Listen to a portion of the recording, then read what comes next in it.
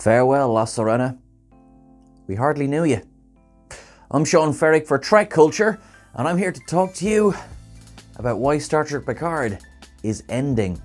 The February issue of SFX Magazine has been released, and there is an interview contained within with Akiva Goldman and Terry Matalas, who are executive producing Star Trek Picard.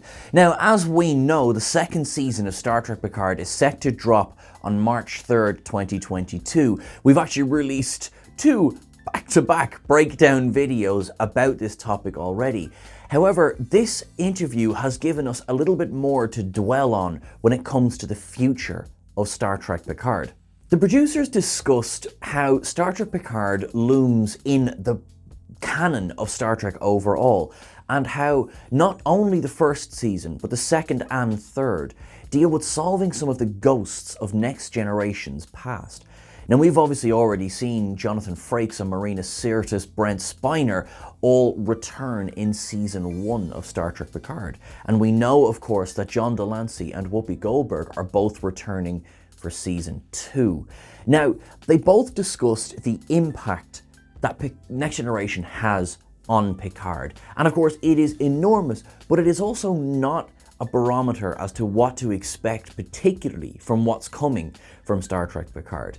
They discussed how season 2 is going to be much more of an exploration of the heart, and that is something that is going to carry on throughout the next 2 seasons.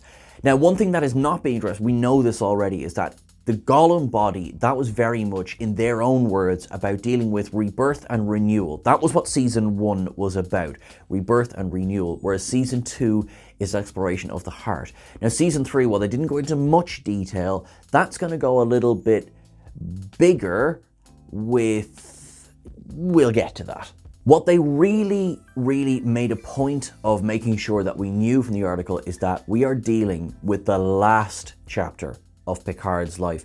Now, that was sprinkled throughout the article so often that I'm fairly certain we are going to see the end of Jean-Luc Picard by the end of season 3. Now, that's speculation, so if it doesn't end up that way, please do not, come after me. But I think, based on what they're saying, I think it's a pretty good indicator of what's coming for Picard, that we are getting a 3-season tight story that may well end up finishing with the death of Jean-Luc Picard. With that, they discussed the challenges of writing for this era of arguably Starfleet's most famous captain.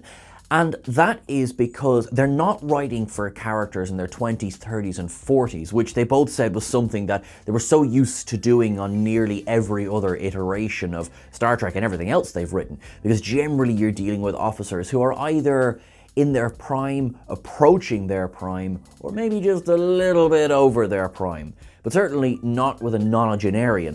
And that looms large over Star Trek Picard as a whole. And season 2 is very much about looking inward and backward. Now, again, that is not to say that we're going to get, okay, let's all sit down and with Captain Picard in his 90s, we're going to stick on Encounter at Farpoint and see how we get on.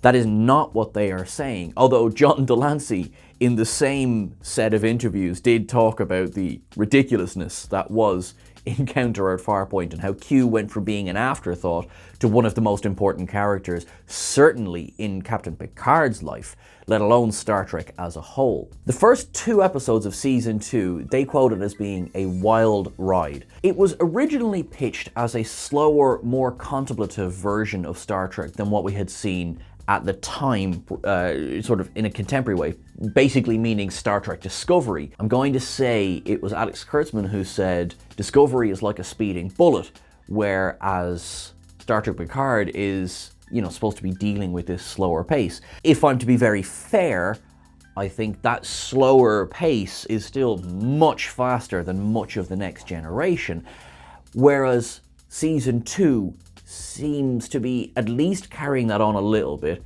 if these first 2 episodes are a wild ride, but also they are certainly suggesting that we're going to get a lot of introspection in season 2, which I think might have been missing a little bit from season 1. So I'm quite happy to hear this. Now, we know there's going to be time travel, we know reality is going to be broken, we're going to get this and we're going to get that. Now, the most recent trailer really went to great pains to show us the Borg Queen, going to be played by Annie Wersching. They said that do not go into season 2 expecting an imitation or an homage to Alice Krieg's Borg Queen, or in fact Susanna Thompson's Borg Queen.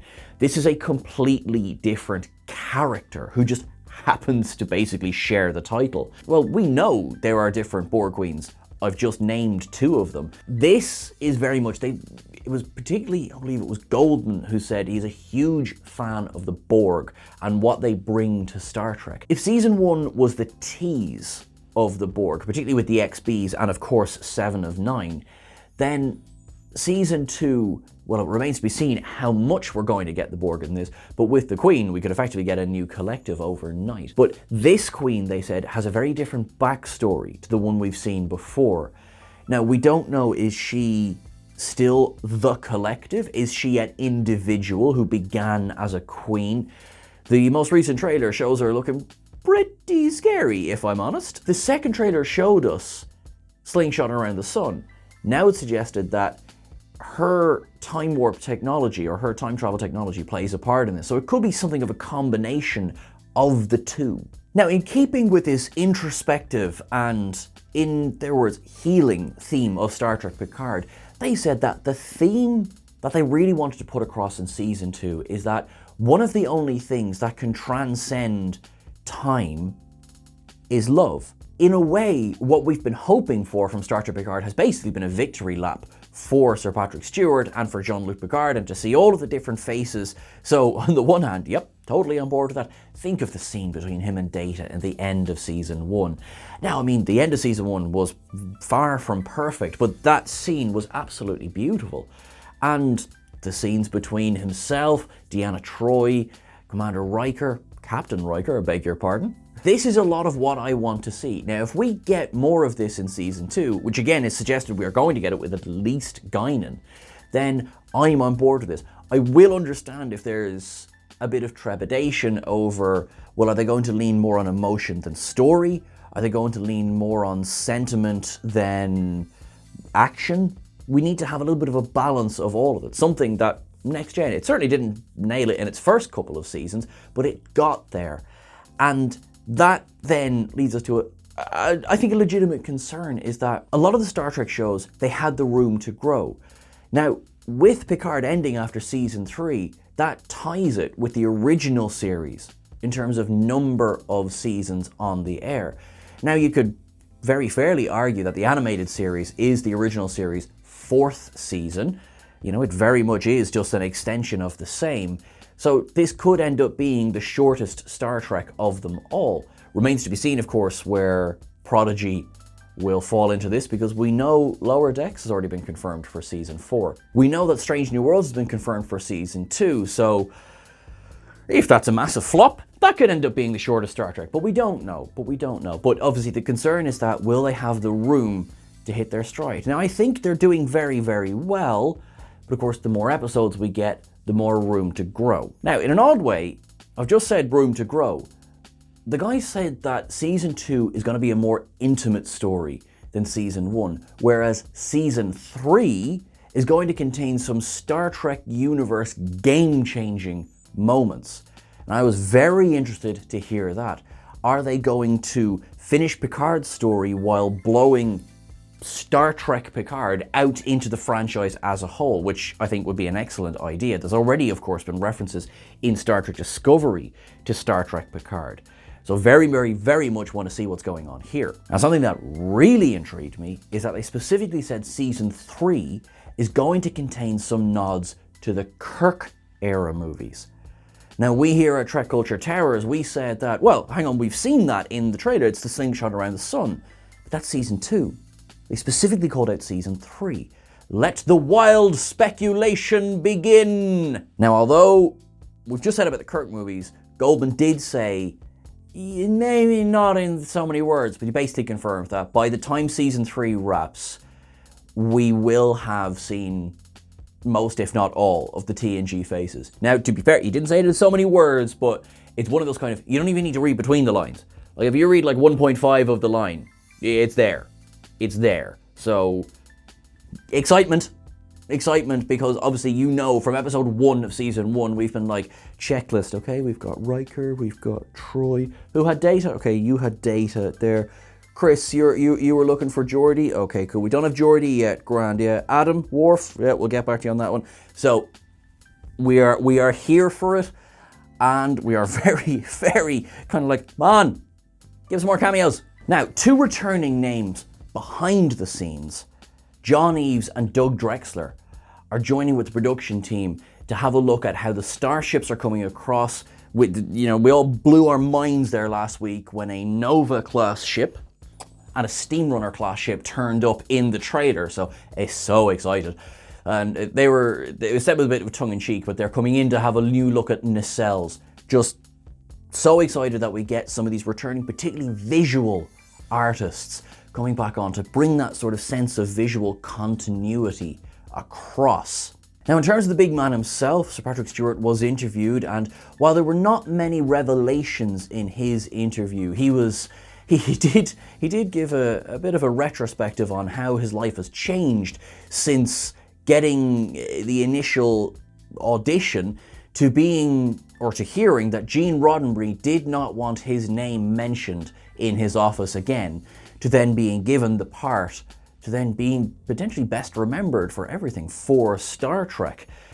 He was asked who he wanted to play a younger version of him, and he said Benedict Cumberbatch, which was very interesting, because James McAvoy is playing young Picard, thank you very much, Sir Patrick Stewart. Headcanon, and James McAvoy wants it too. Last but not least, Akiva Goldsman was asked, kind of, where do we go from here?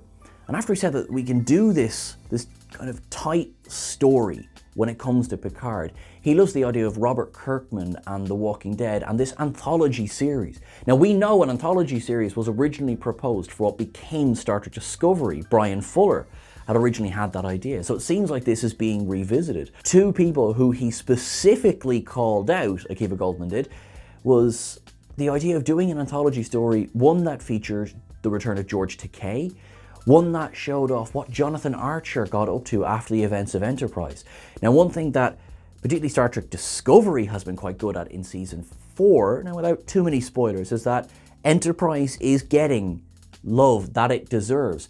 20 years late, but it is getting that love. So you may be hearing it here first. Do not be shocked if you were to see at least some revival of Enterprise in the not too distant future. And of course, there's always the option of short treks as well. Now, that is quite enough to be getting on with for the moment. The news has been coming thick and fast for the last few days. I may see you later on today. I may see you tomorrow. Who knows? But whatever happens, that as news comes in, we will let you know. Please don't forget to like, share and subscribe. Thanks to all of you. We have 175,000 subscribers on the channel now. Come on, let's get that to 200 by the summer. We can do this. If you hit subscribe, we can do this. Now, don't forget to get in touch with us over on Twitter at Trek Culture. You can catch myself at Sean Ferrick on Twitter as well. You look after yourself until I see you again. You look after your friends and family. You live long and prosper. Thanks.